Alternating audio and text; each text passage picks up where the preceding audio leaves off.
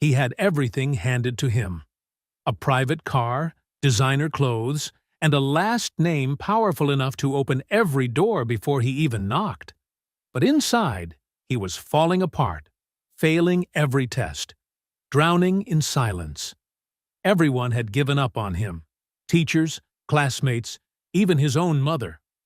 Until one day, in the quietest corner of that school, a man, a janitor no one ever truly noticed, said something that made Landon feel as if someone had just looked straight into his soul. He thought the man was just mopping the floor. But he didn't know. That man was about to sweep away everything he thought he knew. His name was Landon Tate, the only son of Veronica Tate, tech billionaire and founder of Tate Motors, a name that graced the cover of Forbes as regularly as the seasons changed.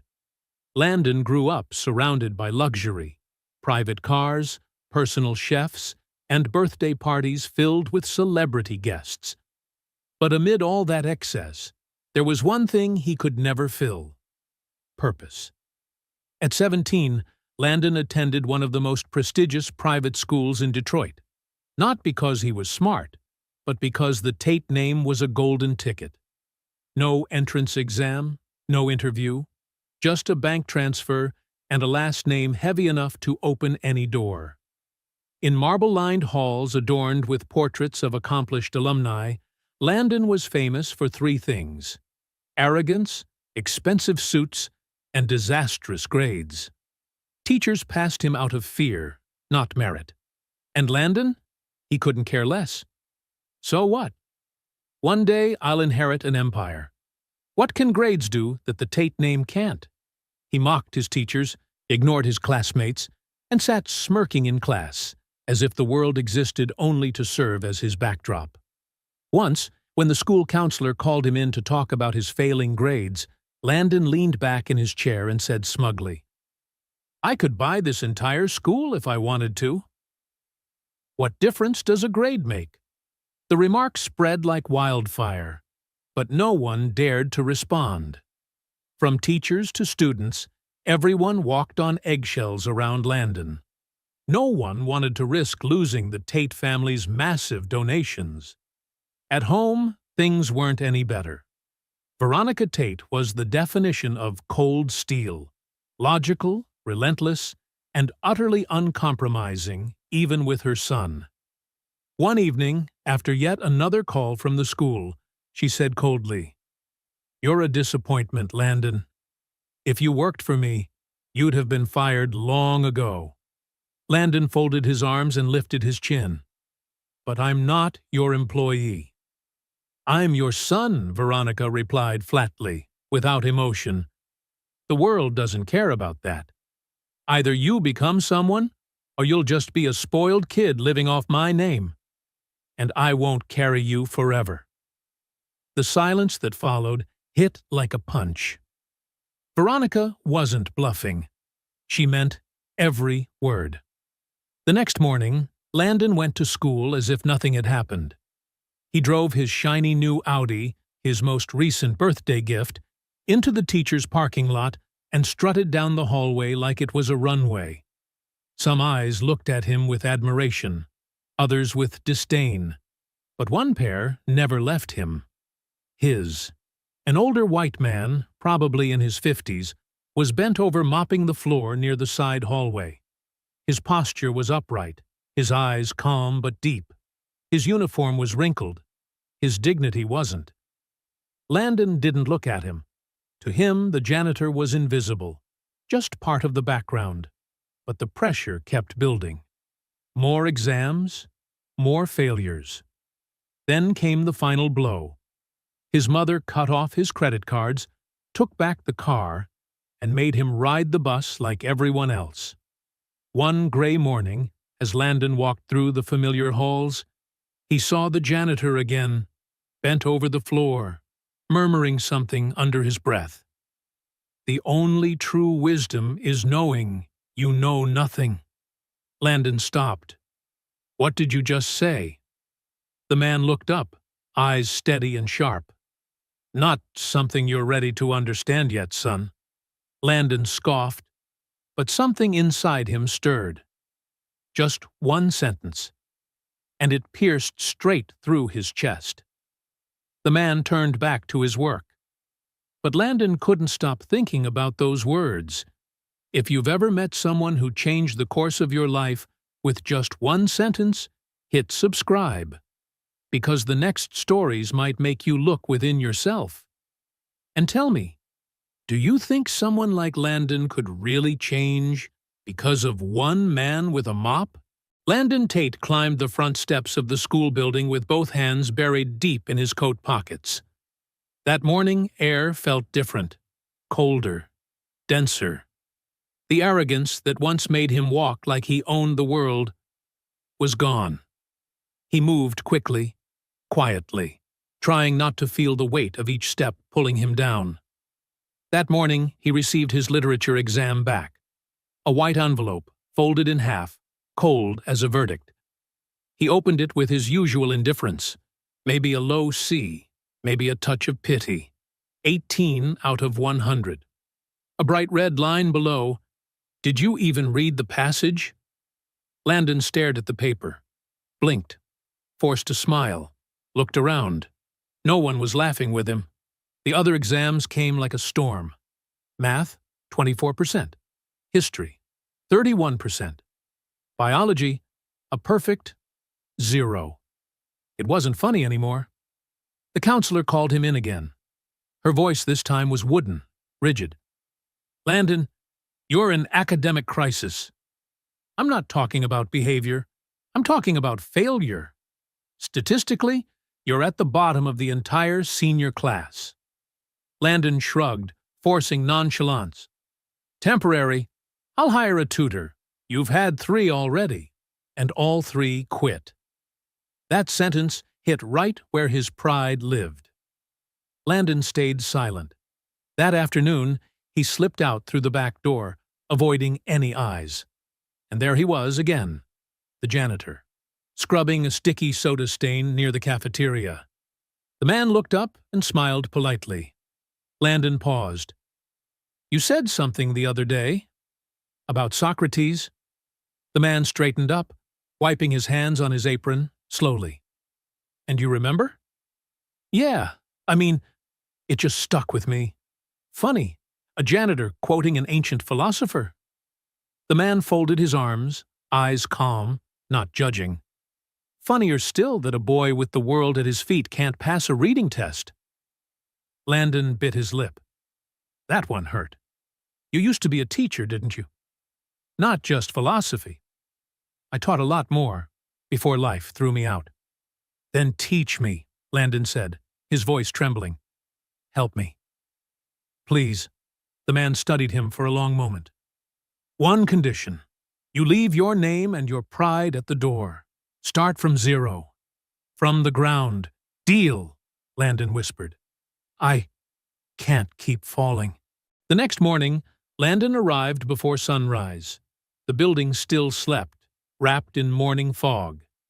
He clutched the notebook the man had given him, as if it were sacred. He found him, Jack O'Connell, in the east wing, polishing the floor in slow, precise circles. A single earbud played a soft old gospel tune. Landon stood for a moment before speaking. "Hey, you said you'd teach me, remember?" Jack paused, removed the earbud, and looked at him calmly. "I remember. And I also said, it won't be easy.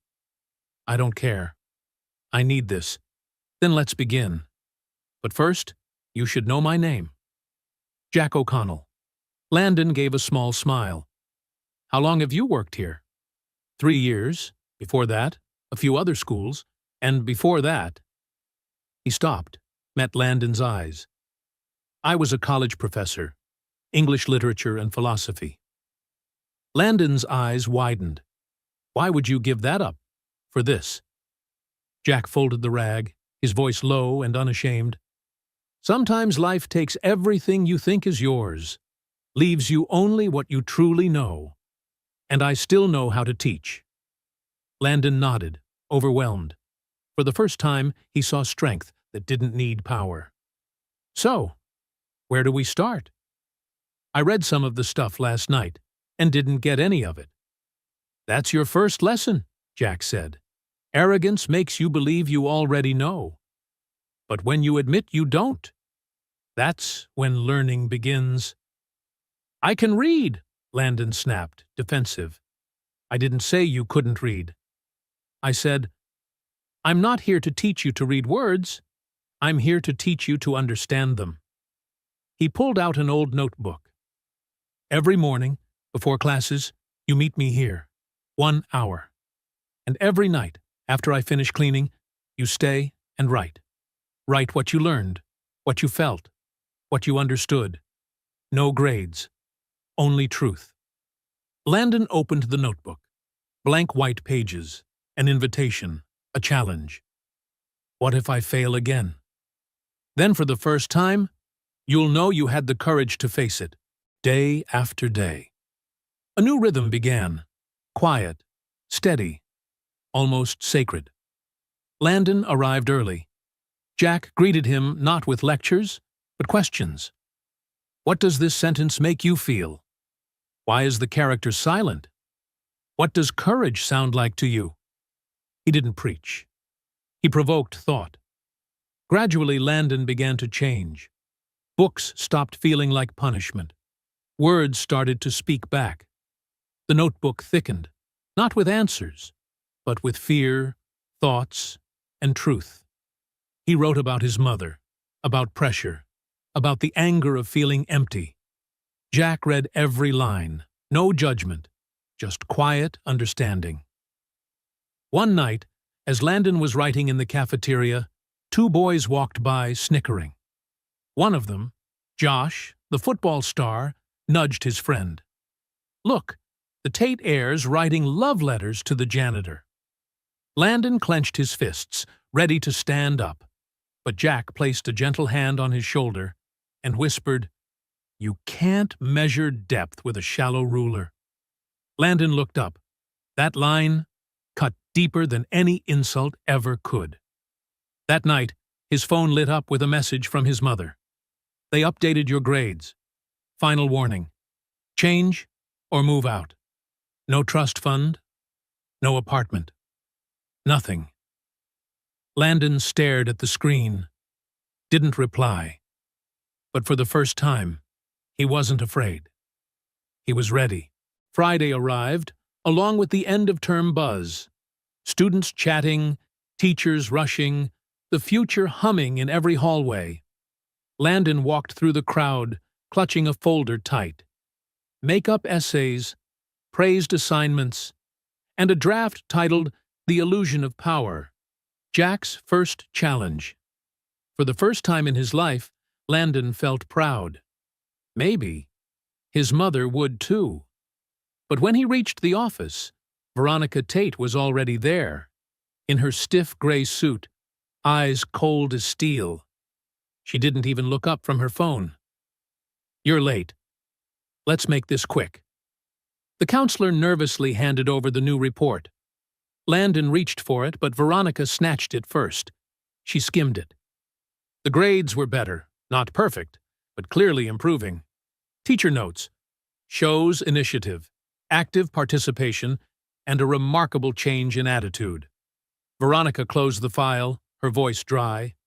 This is what you call progress? I'm trying. Really, trying with whom? Your last tutor quit. Who's helping you? Landon hesitated. He didn't want to expose Jack, but something inside him said it was time to tell the truth. Jack. The janitor's silence. The air thickened. Veronica blinked, then laughed. A sharp, cold laugh. You're joking. He used to be a professor. He's a janitor, Landon. And that's all you need to know. Landon's voice cracked, but stayed firm. He's taught me more than anyone you've ever hired. He's teaching me how to think. Veronica stepped closer, her tone low and blade cold. You're disgracing this family. Wasting time on people who have nothing to offer. He sees me, Mom. You never did. Veronica froze, looked at her son as if he were a stranger. If you keep down this path, you'll lose everything. The car, the money, the name. Don't test me." Landon took a deep breath. Every cell in his body trembled, but he said it anyway, each word steady and clear. "Maybe I need to lose everything to find out who I really am." Veronica said nothing. She just turned away. The door closed, cold, final. The following week, Landon was quieter, angrier, but unbroken. The kids at school noticed. So did the teachers. Rumors began to spread. Some said Landon was obsessed with the janitor. Others mocked him openly.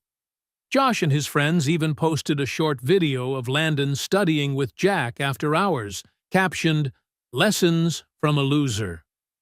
Landon didn't flinch. Instead of arguing back, he printed his essay and pinned it to the school's reading board with the headline, "Learning doesn't make me weak. Ignorance does." Landon Tate. The paper disappeared the next day, but the message had already taken root. Monday morning brought a strange stillness. The rain had stopped. The sky was gray, but unmoving. Landon walked into school early, coffee in hand and a notebook under his arm. He found Jack in the back hallway, mopping near the old science wing. Jack looked up as Landon approached, one eyebrow raised. "So now you bring peace offerings?" "Coffee, huh?" "And something else," Landon said, handing him a cup. Jack took it, studying him closely. "You've got that look. The one people get right before saying something that might change everything." Landon sat down right on the floor, still clutching the notebook. "I looked you up online." Jack's eyes narrowed slightly. "You did what?" "Not in a creepy way," Landon said quickly. "I just wanted to know. You quote Socrates. You teach like someone with 20 years of experience. And I found an old article." He paused, meeting Jack's eyes. Jack O'Connell, former faculty member at Wayne State University, guest lecturer, published author, award winner. Jack closed his eyes for a long moment. That man existed once. He just doesn't get invited back anymore. "What happened?" Landon asked gently. Jack leaned on the handle of his mop. 2008. The financial crisis. The university cut its budget. I had a family, a little boy, a wife who worked as a nurse. We needed 2 incomes. They cut the non-tenured staff first, and I was one of them. He paused, voice lowering. I tried to find another job. Applied everywhere, but the job market collapsed. No one was hiring. The savings dried up. We lost the house. My wife started working double shifts. Then she had an accident driving home one night. Landon swallowed hard. I'm so sorry." "She lived," Jack said softly. "But with the medical bills, we had nothing left. And I had to carry the family. Did whatever I could. Cleaning, lifting, security work. Anything that paid." He looked down the empty hallway. "My son grew up watching his father do all that. I think he used to be ashamed. He couldn't understand why a man who once lectured at a university now scrubbed toilets. But I did it for him, and I don't regret it." Landon nodded, overwhelmed. "Where is he now?" Jack smiled faintly, the first time his eyes seemed to light up. "Second year of college, full scholarship, electrical engineering. Kid's a lot smarter than I ever was." "You did it," Landon whispered. "I survived," Jack corrected. "There's a difference." Landon took a deep breath. "Then, I want to make you a deal." Jack raised an eyebrow. "What kind of deal?" "I want you to teach me. Really teach me. Like you taught your college students. Don't go easy. Don't treat me like I'm fragile. I want to learn everything you know. I want to become someone, not because of my name, but because of what I do." Jack looked at him for a long time. There was something new in Landon's eyes. No defiance, no arrogance, just hunger. "And your part of the deal?" Jack asked. "I won't quit," Landon said, "no matter how hard it gets. I'll fail, rewrite, relearn, whatever it takes." Jack was silent for a moment, then held out his hand. "Then we have a deal." They shook on it. No contract, no fine print, just commitment. That week, everything accelerated. Jack built a plan, not around grades, but understanding. Landon read James Baldwin, Langston Hughes, Toni Morrison, Steinbeck, Hemingway, writers who spoke of struggle, humanity, truth. He began writing reflections instead of essays. He questioned systems, injustice, and himself. Every night, Landon handed Jack a notebook full of thoughts. Every night, Jack gave it back with deeper questions. The school still didn't know. To everyone else, Landon just seemed to be finally trying. But inside, something much larger was shifting. A few days later, Landon showed up to their evening session with someone new. "This is Renee," he said. "She's in my biology class."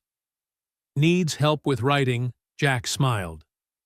"Looks like we've got ourselves a class."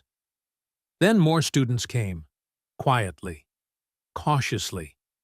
Rumor spread that there was someone in school who actually taught.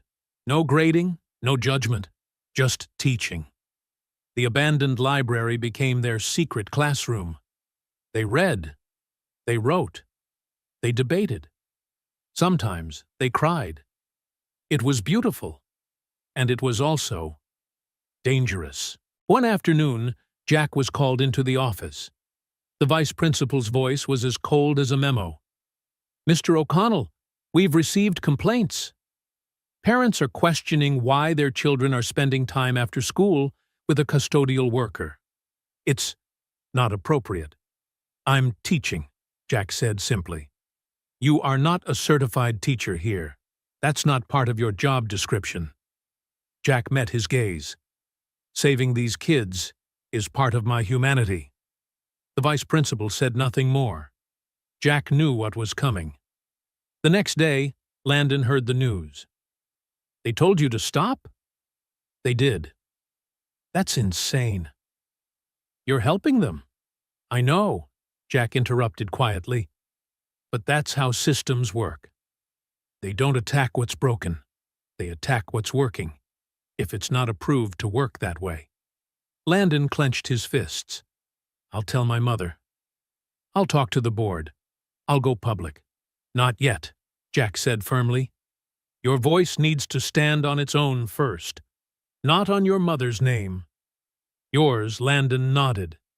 He understood. The revolution had begun.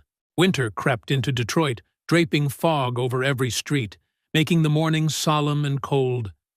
The school hallways felt darker, quieter. But inside Landon, something was beginning to glow. A new light he couldn't yet name. One morning, Jack asked Landon to meet him in the old library, a dusty room no one used anymore. He sat across from Landon, arms folded over a book, eyes steady as if peering through the shell the boy had built around himself. "It's time," Jack said softly.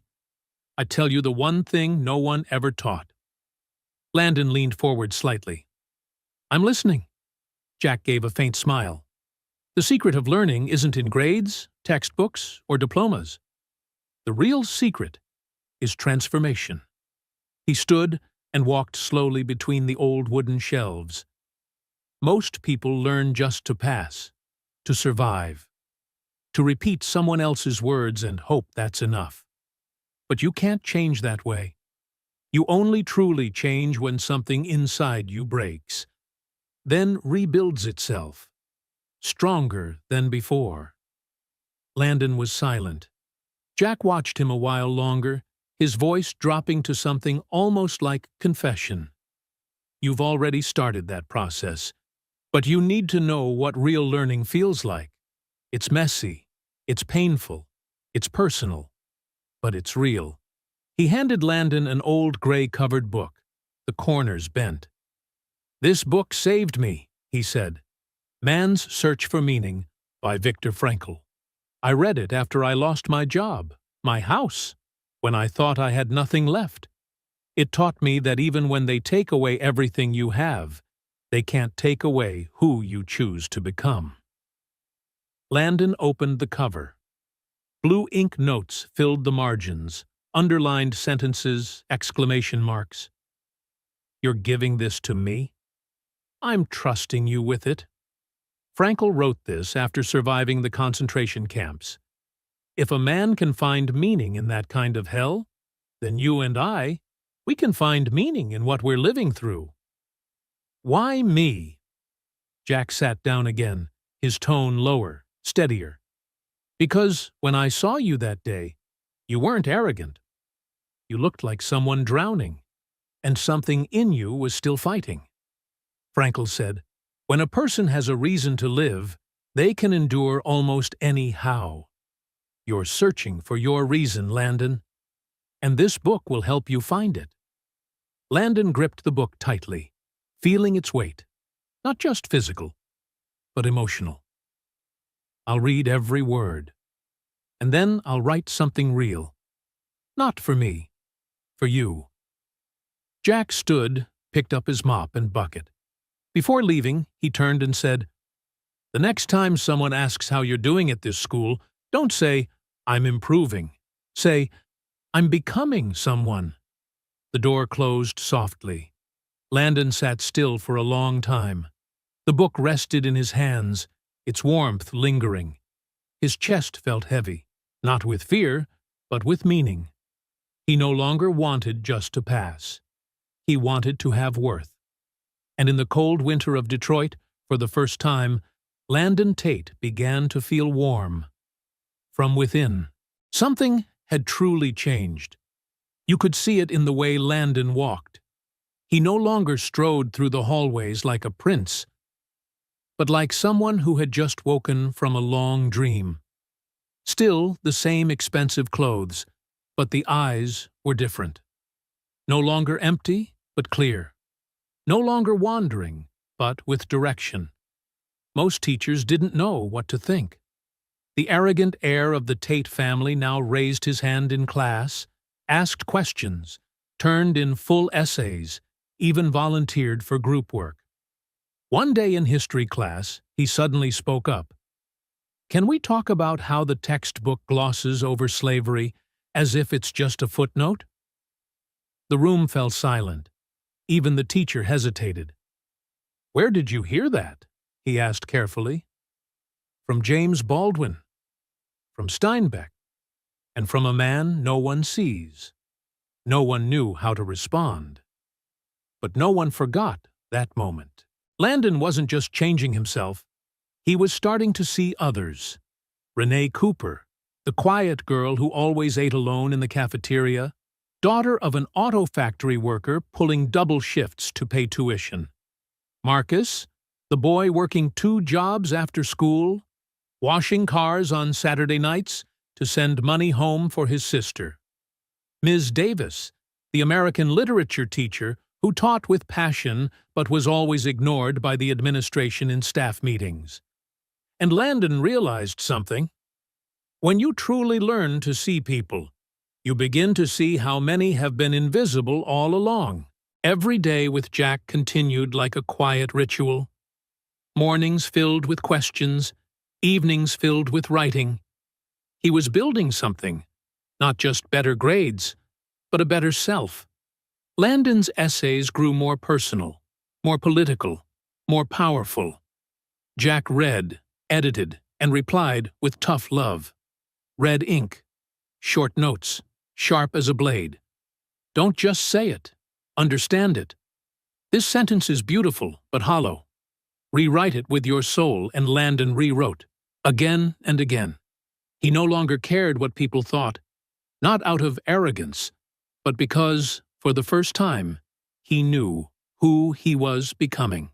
One afternoon, Landon brought another student to the evening class. "This is Marcus," he said. He needs help with his college essay. Jack smiled, eyes warm. Looks like we've got a real class now. Soon, more students came, quietly, carefully. A girl named Maya from chemistry. A Latino boy named Carlos, the one who always fell asleep in class because he worked until 3 a.m. Rumors spread through the school. Someone was actually helping the students. No grading, no judgment, just teaching. The abandoned library became their secret classroom. They read Baldwin, Steinbeck, Morrison, Frankl writers of struggle, dignity, and humanity.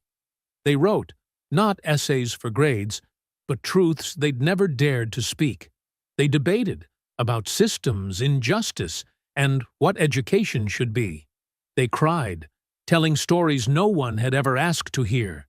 It was beautiful, and it was also dangerous. One rainy afternoon, Jack was called into the office. Vice Principal Patterson sat behind his desk, voice cold as steel. "Mr. O'Connell, you need to stop your teaching sessions. You're not a certified teacher here." This comes directly from the board. Jack nodded slowly, stood up. Before leaving, he paused at the door and said quietly, "You used to be like me, Patterson. You used to care. I remember. I just hope someday you will again." The next day, Landon heard the news. He found Jack cleaning the glass doors in the main hallway. The afternoon sun gleamed off the freshly polished surface, bright enough to sting the eyes. "They told you to stop?" Jack didn't turn around. "They did." "That's insane. You're helping kids this system forgot, I know. So why don't you fight back?" Jack finally turned, setting down the rag. "Because that's what the system does, Landon. It doesn't attack what's broken. It attacks what's working, if it's working in a way they don't approve of." Landon clenched his fists. "I'll tell my mother. I'll go to the board. I'll make it public." Jack placed a firm hand on his shoulder. "Not yet. Your voice has to be strong enough to stand on its own, not on your mother's power, not on her money, but on you." Landon swallowed hard, silent. He understood, but his heart ached in a way words couldn't touch. "So, what do we do now?" Jack smiled faintly, sad, gentle. "You keep learning. Without me. I just opened the door. Now you have to walk through it. It won't be the same without you." "Especially without me," Jack said, voice tight but steady. Landon felt tears rise but held them back. He only nodded, slowly. "Because once you've opened your eyes to see the invisible, you can never go back."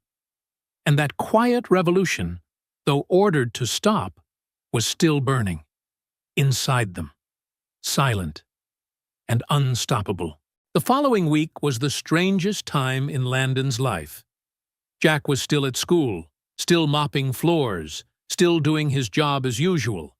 Except now he was no longer allowed to meet with students after hours. A new policy had just been issued. Non-instructional staff are prohibited from interacting with students outside of assigned duties. But the strange thing was, the kids didn't stop. The secret class went on, only now without Jack. They met in the old library, in the cafeteria after school, or at the park near campus. Renee led a discussion on Baldwin. Marcus read a poem he'd written for his father. A man who'd worked 30 years at Tate Motors before being laid off when the automation lines came in. Maya read her essay about being the daughter of immigrants, trying to explain to her parents why she didn't want to become a doctor. And Carlos, the boy who once fell asleep in class, told them about working through the night to send money back to his grandmother in Mexico. And Landon, he just sat there, quietly listening, really listening, for the first time in his life. But at home, pressure was mounting. One evening, Veronica called Landon into her home office, a sleek, glass-walled room overlooking the Detroit skyline, lined with trophies and framed awards. "I just got off the phone with your principal," she said, not looking up from her laptop. "You're still seeing that janitor." "It's not just me," Landon replied. "There are other students, too." "You don't understand?" Veronica snapped her laptop shut, the sound sharp and final. "That man is a legal liability. He's not certified. If anything happens—" "Nothing's happening. We're just learning. You're turning this family into a joke. Do you have any idea how many people are watching you? Do you understand that every time you fail, it reflects on someone?" "On you," Landon said quietly. "Always you. Never me." Veronica rose. Her voice was so cold, the air in the room seemed to freeze. "You have two choices. One, end this ridiculous study group, focus on your grades, and prepare for MIT like I arranged. Two, leave this house. No fund, no apartment, no Tate name on anything." Landon stood still. His heart pounded. "You can't do that." "I can. And I will. I don't raise mediocrity."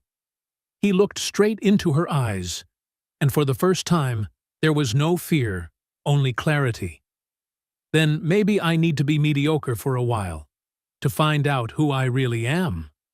Then he turned and walked out. Veronica stood alone in the glass room, her hands trembling, not sure whether from anger or from something she didn't dare to name. The next day, Landon went to school by public bus. No more private car. Credit cards frozen. His new phone confiscated. He used his old one again, the one with the cracked screen. Josh and his crew burst out laughing when they saw him step off the bus. "Look who it is! The Tate Motors prince dethroned." Landon didn't turn his head. He just walked past them, chin high, eyes bright, as if he'd found something they'd never understand. Down the hallway, Jack was replacing a trash bag. Light from the window reflected off the newly cleaned glass, glinting across his face. Their eyes met. Jack nodded. Neither said a word. They didn't need to. Everything that mattered had already been said. A few days later, a new notice appeared on the main bulletin board. End-of-year speech competition. Theme: what does it mean to win in life? Open to all seniors. Family and community members invited. Prize: $50,000 scholarship plus university recommendation letter. Landon stood there for a long time. He thought about Jack, about Renee, about Marcus, about Carlos, about everything he'd learned, not from textbooks, but from people. He remembered Frankel's words: "When a person has a why to live, they can bear almost any how." And Landon realized he had found his why. Now it was time to speak it. That night, Landon didn't go home. He went to the public library, a place he'd never set foot in before, and opened a new notebook. He began to write, not for grades, not to impress, not to prove anything to his mother, but to tell the truth. For Jack, for his classmates, and for himself. He wrote all night, until the security guard reminded him the library was closing. He moved to a park bench under the yellow streetlights and kept writing. Then, to a 24-hour cafe, a cup of black coffee growing cold beside him for 4 straight hours. And when dawn broke, Landon looked down at the pages before him. His speech was finished. A speech that could change everything. The announcement for the end-of-year speech competition spread through the school like a spark in the wind. It was the biggest event of the year, not just because of the $50,000 scholarship, but because it was public. Families, sponsors, local journalists, even representatives from top universities would attend.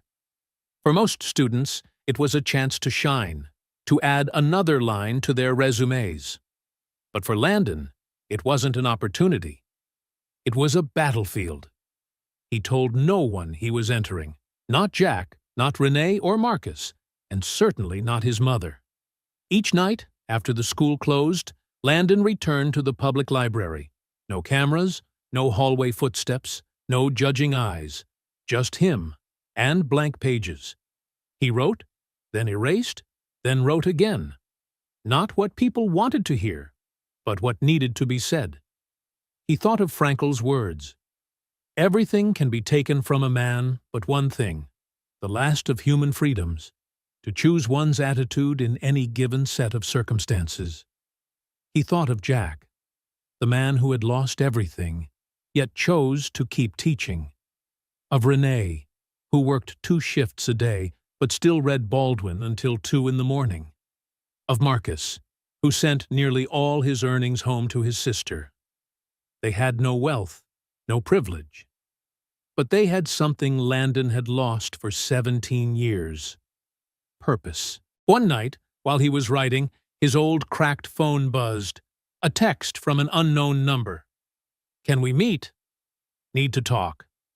Jay Landon knew immediately who it was. He texted back the address of a small cafe near school. 20 minutes later, Jack walked in. Same old flannel jacket, faded jeans, no pale blue uniform anymore.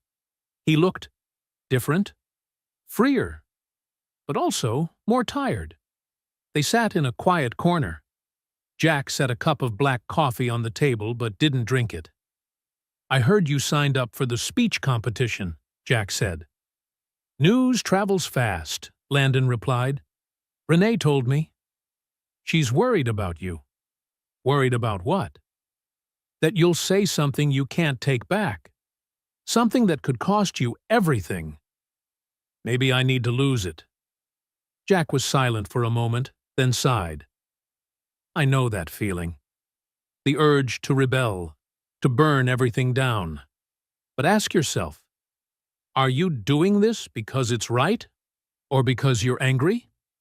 Landon looked down at his notebook, then up again. "Both. And I think that's okay. Frankel said suffering only has meaning when it leads to something. I'm hurt, I'm angry. But for the first time, I see something worth hurting for. The truth." Jack smiled faintly, sadly. "You've grown faster than I expected." "You taught me." "No, Landon, I just showed you the door. You're the one who walked through it." They sat quietly amid soft jazz and the hum of the coffee grinder. Outside, Detroit, the city that once fell, was slowly standing back up. "I'll be there," Jack said at last, voice low. "In the auditorium. Back row. You won't see me, but I'll see you." "Thank you, Jack." "Don't thank me. Just tell your truth. That's all I've ever wanted." The next day, Landon found Renee in the library. She was reading Toni Morrison, pages rimmed with yellow sticky notes. "You're really going to do it?" she asked, eyes anxious. "I have to." "You know what'll happen, right?" "Your mother will be there. The board. If you say what I think you'll say, I'll lose everything." I know Renee's eyes welled up. "Why? Why are you willing to risk it all?" Landon smiled faintly. "Because for the first time, I have something worth saying. And people like you, like Marcus, like Carlos, you've lived that truth every day. It's time someone with privilege said it out loud. You don't have privilege anymore, Landon. They've taken it all." "No," he shook his head. "I still do. I still carry the Tate name. I still have skin no one questions. And I know that if I fail, I still have somewhere to fall back on. You don't. Marcus doesn't. That's why I have to speak." Renee wiped her tears. "Jack would be proud. He already is. Now I just need to make myself proud." That night, Landon returned home for the first time in 3 days. He'd been sleeping on Marcus's couch, a peeling paint apartment with a sagging sofa, but warmer than any mansion. Walking into the Tate estate, The luxury hit him like something foreign. High ceilings, designer furniture, walls heavy with silence. Veronica stood in the living room, a coffee cup in hand, gaze cold and sharp. "You're home. I'm just here to get a few things. You know about that speech competition, right?" "Yes. I arranged for you to go first. The director from MIT will be there. Mr. Preston, head of admissions. This is your chance to fix everything, to prove you're worthy of this name." Landon turned, looking directly at her. "Did it ever occur to you that maybe this name isn't worthy of me?" "What did you say?" Her voice cut like glass. "You built your empire on the backs of people like Marcus's father. You fired thousands of workers to raise profits. You've never seen me. You only see your reflection in me. You dare?" "I do. Because for the first time, I'm not afraid of you. Not afraid of losing the money, the name, anything. Because I've found something far more valuable." "What?" Veronica asked, her voice trembling. "Me?" Landon turned and walked upstairs, leaving his mother frozen in the silence of that immaculate room. For the first time, Veronica Tate, the woman who always had an answer, had none. The night before the competition, Landon didn't sleep. He sat by the window, watching the Detroit skyline, old buildings being restored, once forgotten streets glowing again with light. A city once dead, now reborn. Just like him. He opened his notebook one last time. On the first page, Jack's red ink note still gleamed. Learning isn't memorizing. Learning is transformation. And transformation hurts before it frees. Landon closed the notebook gently. Tomorrow, he would walk onto that stage. Not as Veronica Tate's son, not as a spoiled boy born into silk and privilege, just as Landon. And for the first time in his life, that was enough. When dawn came, golden light slipped through the window pane. Landon rose and dressed in a simple suit, not designer, but one he'd bought from a thrift store, paid for with money from his night shifts at a cafe. In his backpack, the notebook, his copy of Man's Search for Meaning, and his 12-page speech, edited in his own red ink. He looked around the room one last time. The big bed, the bare walls, all the expensive emptiness. Then he stepped out, leaving the door open. Veronica was already awake, standing in the kitchen, coffee in hand, poised as ever. "You're leaving?" "Yes. I'll be there." Front row. "I know." They looked at each other. A fleeting moment between two strangers who once shared a name.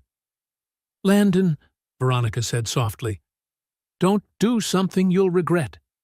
He smiled, sad but certain. "The only thing I regret is how long it took me to find my voice." And with that, Landon walked out into the cold Detroit morning. A storm was coming, but he was ready. The grand hall of Crestwood Academy had never been this full. Every seat, from front to back, was occupied. The chandelier lights scattered cold streaks across the ceiling. The podium stood in the center of the stage, framed by a large banner that read, "Annual Speech Competition. What does winning in life truly mean?" In the front rows sat rows of expensive suits.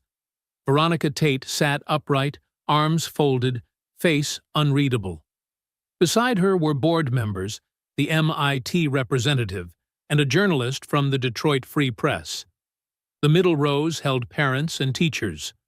Vice Principal Patterson sat beside the principal, eyes fixed on the event program. At the back were the students. Renee sat next to Marcus and Maya. Carlos wore his cleanest white shirt, hands clasped tightly together. And in the very last row, near the exit, sat an older man with graying hair and a freshly pressed blue shirt. Jack O'Connell. No one recognized him, which was exactly how he wanted it. Behind the curtain, Landon stood alone. The other 5 contestants whispered through their notes, adjusting cue cards, their pressed suits immaculate, their hair sleek, their speeches printed in bold. Landon held 12 handwritten pages, corners wrinkled from being turned over too many times. Victoria Chen, student body president and a sure admit to Yale, looked over. Not nervous, Tate?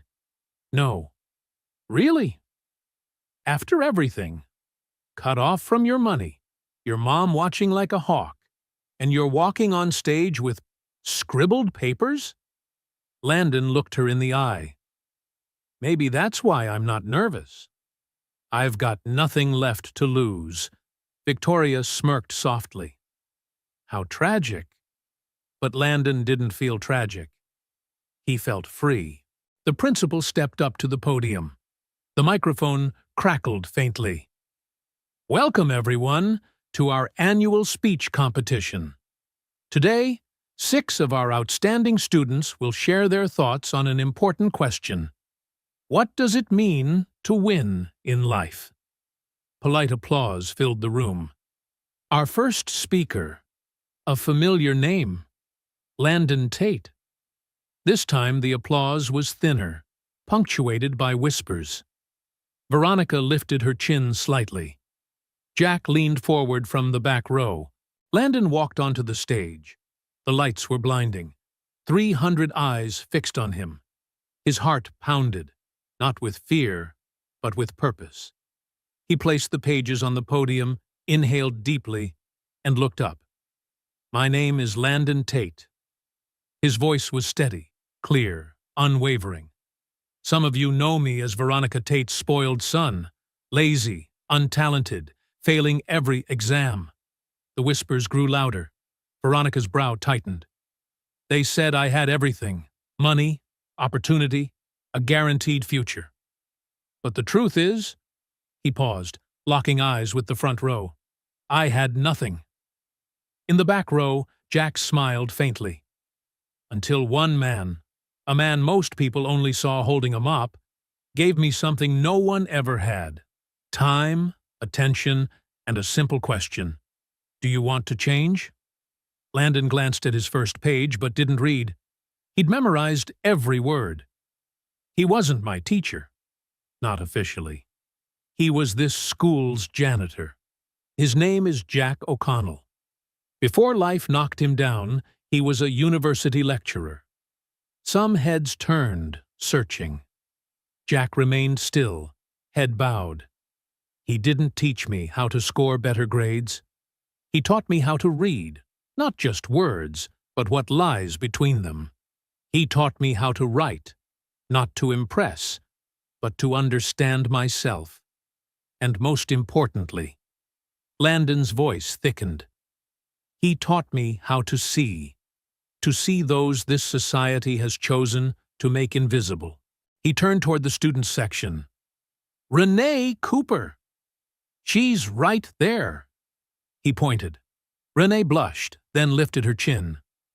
Daughter of a factory worker. Works 2 shifts to pay tuition. Reads Toni Morrison until 2 a.m. because she actually cares about learning, not about the diploma. Marcus Williams washes cars every Saturday night to send money home to his sister. His father worked at Tate Motors for 30 years, until my mother's company decided robots were cheaper than people. Veronica's hands clenched. Her face turned to stone. Carlos Mendez falls asleep in class, not because he's lazy, but because he works from 10 p.m. to 4 a.m., sending money back to his grandmother in Mexico. The crowd turned toward them, not in pity, but in respect. They don't need a $50,000 scholarship to prove their worth. They win every day, by surviving, by enduring, by refusing to give up in a system designed to crush them. Scattered applause began from the back. Marcus wiped his eyes. And me? I was handed everything, and I failed. Not because I was stupid, but because no one ever taught me the one thing that mattered most. Landon lifted his gaze and locked eyes with his mother. That winning isn't climbing higher by stepping on others. Winning is pulling people up with you. People ask, what does it mean to win in life? I used to think it meant money, power, fame. Now I know the truth. His tone softened, sincere and unguarded. Winning is waking up, seeing who you truly are, not who others tell you to be. Winning is finding purpose in suffering. As Viktor Frankl wrote in Man's Search for Meaning, when a man has a why to live, he can bear almost any how. I found my why, not in a boardroom or on a Forbes cover, but in an abandoned library, beside kids the system forgot, with a man who held a mop, but carried wisdom no university could teach. Landon looked toward the back row, searching for Jack's eyes. Mr. O'Connell didn't save me with answers. He saved me with questions. The biggest one being, who do you want to become? Tears streamed down Landon's face. He didn't wipe them, didn't hide. I don't know if I'll win this scholarship. Honestly, I don't care. Because I've already won. I've found myself. And if anyone here, student, parent, or person of power, feels empty in the middle of everything they own, please hear me. His voice rose, echoing across the hall. Greatness doesn't come from being seen. It comes from seeing others. And sometimes, the person who teaches you the most doesn't wear a suit or stand behind a podium. They hold a mop. They scrub floors. They're overlooked. Until someone privileged and lucky enough like me chooses to look down instead of just looking up. Landon lifted his pages. His voice dropped to a near whisper. Yet the microphone caught every word. My name is Landon Tate. I used to think that name meant something. But the man who taught me how to be human. He turned toward the back, where Jack now stood, tears glistening. Is Jack O'Connell. And I don't need anyone to validate that truth. I know it. If not for him, I wouldn't be standing here today. I'd still be drowning in the emptiness of myself. So if you're hearing this... The entire hall turned toward the back. They saw Jack standing, hand over his mouth, trembling. Thank you for teaching me the only lesson that truly matters. Learning doesn't make us weak. Ignorance does. And the greatest ignorance is believing that worth comes from status, instead of from the soul. Landon bowed and stepped away from the podium. Silence. 3 seconds. That felt like 3 hours. Then a single clap. From the back. Renee stood up, crying, clapping. Marcus rose next. Then Maya. Then Carlos. Then the row behind them. And the one after that. Within 10 seconds, the entire hall was on its feet, except for the front row. Veronica Tate remained seated, arms crossed, face still. But in her eyes, something had cracked. Vice Principal Patterson looked toward Jack. Their eyes met. Patterson slowly stood and began to clap. Applause thundered through the hall. Like a storm. Like liberation. Landon stood backstage, shaking, exhausted, but more alive than ever. Jack walked slowly down the aisle, approaching the stage. When he reached it, they looked at each other. No words. Jack nodded. Landon nodded back. Everything that mattered had already been said. The remaining 5 contestants went up one by one and finished their parts. Polished speeches about leadership, innovation, success. All good. All hollow. When the last one ended, the judges withdrew to deliberate. The hall was still buzzing, but no one was talking about the other 5. They were only talking about one. Out in the hallway, Landon leaned against the wall, exhausted. Renee found him first. She hugged him tight, said nothing. Then Marcus. Then Maya and Carlos. a small circle of people who understood. "You did it," Marcus rasped. "You just said out loud what we have to live through every day." "Not me," Landon shook his head. "Jack did. I was just the one holding the mic." "Exactly," a familiar voice said. Jack stood there, hands in his pockets, a faint smile, eyes still red. "That's why it matters. The ones with the mic have to speak for the ones without." Landon stepped forward. "I hope I didn't make things worse for you." "Worse?" Jack laughed. "Landon, you just reminded this whole city that education isn't a privilege. It's people. Whatever happens to me, that's worth it." They hugged, not as teacher and student anymore, but like family. Inside the hall, the judges returned. The principal stepped up to the podium, envelope in hand. "This is the hardest decision we've ever had to make," he said. All 6 contestants were outstanding, but one speech touched something far beyond our scoring rubric. Veronica sat up straight, fingers tightening around her purse strap. "The winner of the $50,000 scholarship is—" A pause. A held breath. "Victoria Chen." Polite applause. Victoria, the near lock for Yale, walked up to accept the award, her smile immaculate. In the hallway, Renee looked at Landon, worried. "You okay?" Landon smiled, a real smile. Completely okay. And he meant it. For the first time, the outcome didn't define him. But the principal wasn't finished. "However," he continued, "the judges have decided to create a special award. We've never done this before, but sometimes a moment demands extraordinary recognition." He glanced down at the paper. "The Special Courage Award, given to a student who showed bravery not only in words, but in life, goes to Landon Tate." The hall went silent for a beat, then erupted. Renee screamed. Marcus smacked the wall. Carlos jumped up and down. Landon stood frozen, legs suddenly weak. "Go," Jack nudged his shoulder. "You deserve it." Landon walked into the hall. All eyes turned to him. This time, he didn't tremble, didn't fear. The principal handed him a wooden plaque engraved with his name and an envelope. "Not a scholarship," he said softly, "but a letter of admission to Wayne State University, College of Education, with full funding. If you want it." Landon took the envelope, hands shaking. "Thank you, sir."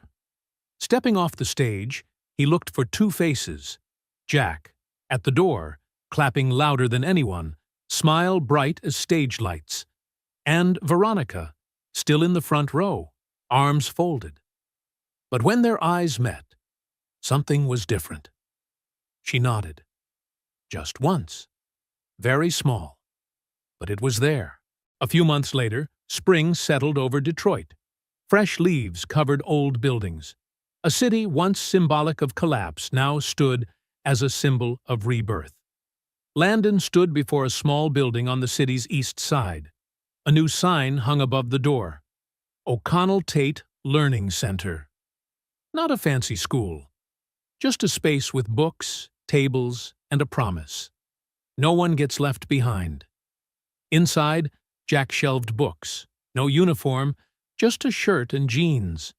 His eyes were brighter than ever. Renee was teaching a group of high schoolers about Toni Morrison. Marcus led a creative writing workshop. Carlos handled math for the immigrant kids. And Landon? He studied education at Wayne State. Every evening and weekend, he came back here. To teach, to learn, to listen. One afternoon, as gold light poured through the window, came a knock at the door. Landon opened it. Veronica Tate stood there. No driver, no assistant. Just her, in a simple sweater, holding a bag. "Mom?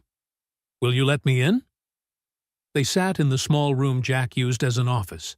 The silence was taut, but not hostile. "I watched your speech video," Veronica began. "Many times." Landon waited. "I was angry. For weeks. I thought you'd betrayed me, the family, everything we stand for. I know. But then, her voice shook. A factory worker named Rosa wrote me. Your son said what we feel every day. Thank you for raising someone with a conscience. Veronica wiped away tears, Landon's first time seeing her cry. I didn't raise you that way. You learned it yourself. And I was wrong. You did what you thought was right. No. I did what was easy. I built an empire by forgetting the people who built it. You reminded me.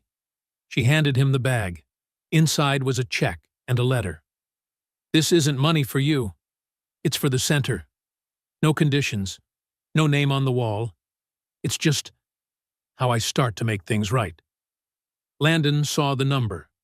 $500,000. Mom? And there's more. Veronica drew a breath. I've invited Mr. O'Connell back to Wayne State. Special lecturer position.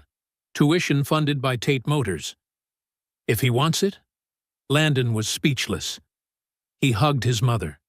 For the first time in years, she hugged him back. I don't expect you to forgive me right away, she whispered. But I hope one day. We're already on that road, Mom. That evening, Landon and Jack stood on the center's roof, looking at the Detroit skyline. City lights glittered like fallen stars on Earth. Did you hear about Wayne State? Landon asked.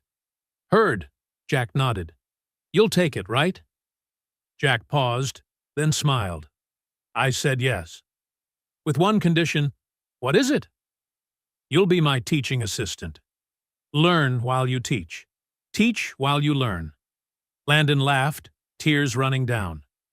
You're still not done with me, are you? Never. This isn't about finishing. It's about continuing. Passing it on. Frankel said, meaning isn't something you find. It's something you create. And we're creating it. Exactly. They stood quietly, watching a once-dead city alive again. 2 years later, the O'Connell Tate Center had expanded. 3 locations across Detroit, hundreds of students, dozens of volunteers, including Renee, now a sophomore in literature, and Marcus, working on his first book about a working-class childhood. Landon, now 20, stood before a class of 15 teens. Not rich kids. Kids from neighborhoods public schools had forgotten. Today we're talking about what learning means, he began. Not memorizing. Not grades. Transformation. He held up the old book, Man's Search for Meaning, the exact copy Jack had given him. A teacher gave this to my teacher. He said, when people have a why, they can endure almost any how. So, what's your why? A boy at the back, Diego, 14, who often came in with dirty clothes and an empty stomach, raised his hand. Sir, what if… I don't know yet? Landon smiled. That's why you're here. We'll find it, together. After class, Jack dropped by. He now taught full-time at Wayne State, but always made time for the center. They sat with coffee in the small office. Have you heard? Jack asked. Patterson resigned as vice principal. Really? He wrote me. Said that after your speech, he couldn't keep doing a job that made him forget why he entered education. Now he teaches at an inner-city public school. Landon nodded. People can change. If they want to, exactly. Jack looked out the window at the kids playing basketball. You know, when I lost everything, job, house, dreams, I thought my life was over. But it wasn't over. It just changed shape. And now? Now I see clearer than ever. I lost position, but found purpose. Lost status, but found students who truly needed me. And most importantly, he turned. I found a second son. Landon swallowed, eyes brimming. And to me, you're the father I truly have. They didn't say anything more. They didn't need to. There are victories with no trophies, no prize money, no headlines. Victories of awakening, of courage, of daring to see others, and, through that, to see yourself. If this story touched you, remember, everyone has a why. When you find it, every how gets a little less frightening. If you feel this story deserves to be shared, like the video so the algorithm is less likely to make it invisible. Subscribe and turn on the bell so you don't miss the next journeys of transformation. Comment and tell me, what's your why? Or, whose story should I continue in the O'Connell-Tate universe? See you in the next episode, where one right question can change a life.